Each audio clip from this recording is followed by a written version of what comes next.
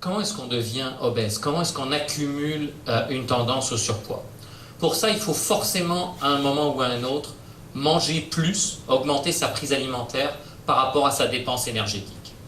Ce sont deux choses qui ne sont pas forcément faciles à mesurer, même si nous, on a la chance à l'IRCN d'avoir les meilleurs outils pour le mesurer.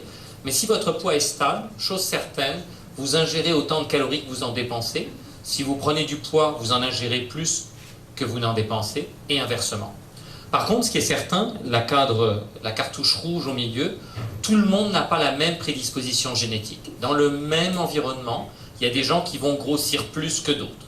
Donc pour grossir, il faut forcément manger plus que ce qu'on dépense, mais il y a des gens qui ont tendance à accumuler plus que d'autres, et inversement. Il y a des gens qui, une fois qu'ils ont accumulé, ont plus ou moins de facilité à perdre ce poids. Et donc on commence d'abord par développer du surpoids, puis de l'obésité. C'est juste une quantité notion de quantité. Certains kilos en plus du poids normal, on parle de surpoids, puis au-dessus d'une certaine valeur, on parle d'obésité. Puis certains obèses, pas tous, vont développer les complications, et là encore, il semble que le bagage génétique importe. Mais maintenant, tout est une question d'interaction entre nos gènes et l'environnement. Entre ces deux assiettes,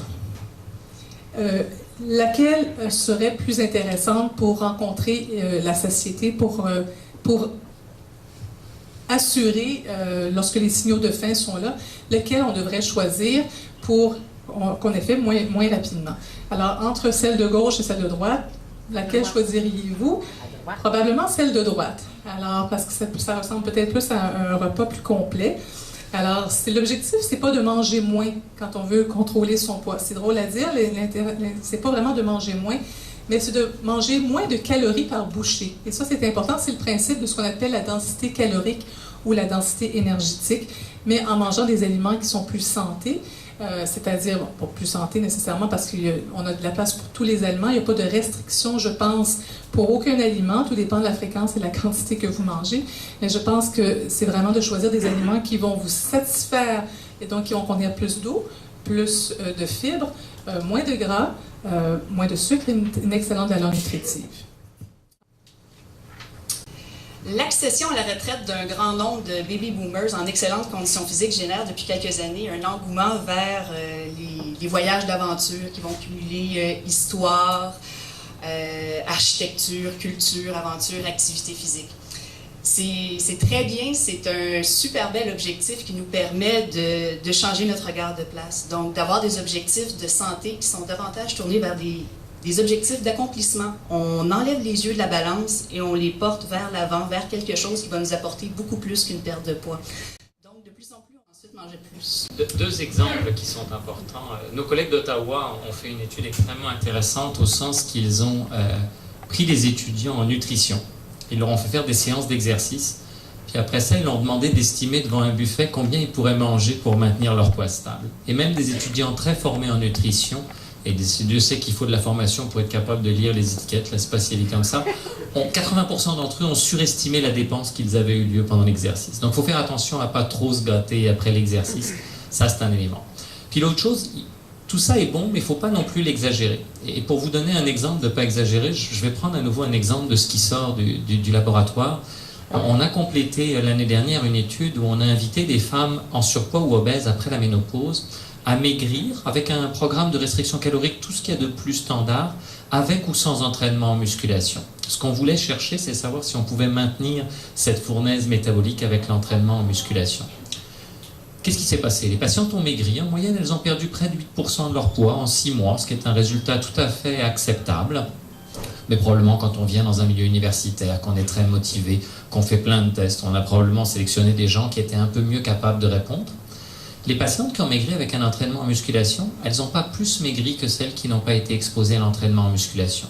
Je parle quand même de 3 séances par semaine pendant 6 mois. Par contre, elles ont mieux maintenu leurs muscles et elles ont perdu un petit peu plus de gras. Donc sur la balance, il n'y avait pas de différence. Parce qu'un volume de muscle est plus lourd que le même volume de gras. Ça, c'est la partie très positive où en fait que le chercheur peut expliquer à la patiente qu'elle n'a pas plus maigri mais qu'elle a un meilleur profil. Par contre, à notre grande surprise, beaucoup de paramètres ne se sont pas énormément plus améliorés. La pression de celles qui ont fait de l'exercice n'est pas extraordinairement meilleure. Leur taux de graisse dans le sang n'est pas extraordinairement meilleur. Et donc on a encore beaucoup de travail à faire pour essayer de comprendre qu'est-ce que c'est la meilleure combinaison entre les deux. Tout ça pour dire que même si on est tous convaincus que c'est ça, il ne faut pas non plus exagérer le bénéfice et que de temps en temps on arrive à démontrer des choses, mais que ce n'est pas forcément gagnant sur l'ensemble des paramètres. C'est un peu comme en politique, on peut toujours présenter des choses d'un côté ou d'une autre. Et donc 2 messages à retenir: ne pas trop se gâter après l'exercice physique et ne pas non plus idéaliser le bénéfice de l'exercice physique. Et je dis ça en particulier dans beaucoup de clubs de sport, ils idéalisent le fait qu'en faisant de l'exercice, on va maigrir des kilos et des kilos et des kilos. C'est très exagéré, c'est beaucoup plus la pression, le cholestérol et tout ça. Et de temps en temps, on tombe sur une étude comme sur la nôtre qui est un peu contre-intuitive, où les gens ont perdu plus de gras, mieux maintenu leurs muscles, mais où vraiment, quand on regarde objectivement comme médecin, l'amélioration en termes de pression, de cholestérol, elle est là. Mais elle n'est pas si spectaculaire que ça, au point qu'on peut se demander si vraiment on a mesuré les bonnes choses pour savoir comment ça se passait. J'ai plein d'explications pour expliquer ça, mais je dois reconnaître que même au laboratoire, on a déjà fait des études où les gens vont mieux après avoir fait le programme d'exercice, ils nous disent que se sentent mieux, mais si on regarde sur des aspects très objectifs, c'est pas si évident que ça. Donc il ne faut pas non plus être marié avec ces hypothèses. L'exercice c'est bon, mais il y a peut-être des limites aussi.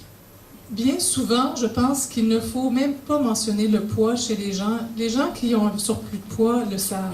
On n'a pas comme professionnel à leur annoncer qu'ils ont un surplus de poids et qu'il faut qu'ils maigrissent. Je pense que c'est les gens qui consultent, souvent s'attendent à ce qu'on leur dise « oui, vous avez du poids en trop, il faut perdre du poids ».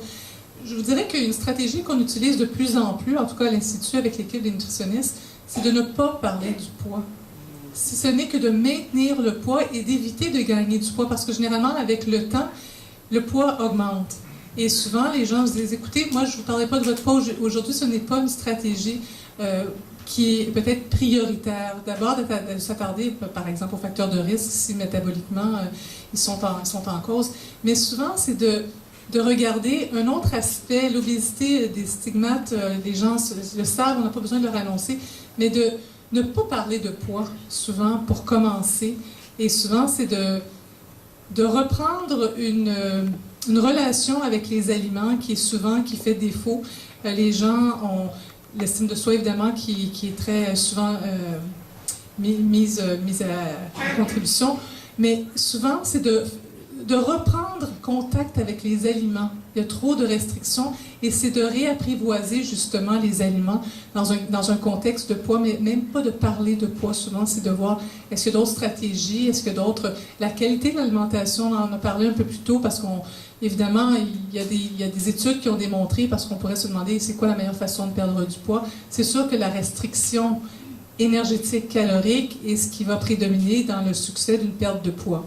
Alors que vous mangez moins gras, que vous mangez moins sucré, que vous mangez méditerranéen, il semble, d'après les études qui ont été faites, que les pertes de poids sont relativement semblables.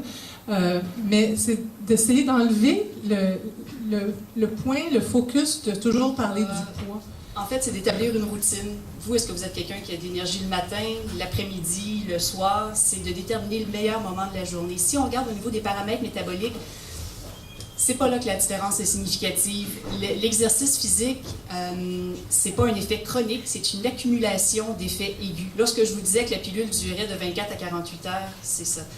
Donc, finalement, que vous le fassiez le matin, le midi ou le soir, ça n'a pas vraiment d'importance. Lorsqu'on arrive avec des cas de diabète, insuline, tout ça, oui, il va falloir penser de ne pas faire d'exercice intense le soir avant de se coucher, de prendre une collation avant, de vérifier la glycémie, des choses comme ça, mais en fait, de trouver le bon moment pour vous. Je vous laisse aussi en vous annonçant qu'on aura un deuxième café scientifique au même endroit, le lundi 18 janvier, et le thème est « Ma pression et moi », avec le docteur Pierre Larochelle, le docteur Tim Roudel-Hubert, docteur Christian Deschepers et nos deux expertes de ce soir, Chantal Blais et Véronique Perrault.